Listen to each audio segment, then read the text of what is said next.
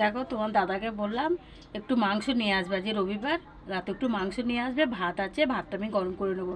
তা মাংস আর আনে নাই, বলছে হবে না, আমার দূরের একটা ভাড়া আছে, চলে গেল। কি করব লাস্টে? এ দেখো আলু, ধনেপাতা, কাঁচা লঙ্কা, টমেটো আর আদা ঘষে দিয়েছি। আর এ দেখো ঘরে একটু বেসন ছিল, বুঝেছো? এই বেসনটা একটু ফাটিয়ে মানে ছোটো ছোটো করে বড়া করবো, দেখবে তোমরা দেখতে পাবে অবশ্যই। আমার কি জ্বালা বলো তো।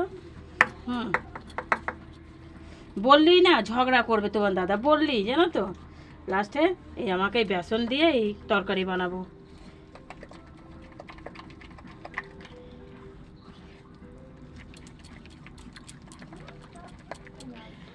কি দেখে কি মনে হচ্ছে? কিরম মনে হচ্ছে বলো তো? খাবার জিনিস নিয়ে উল্টো পাল্টা এই ছোটো ছোটো করে এখন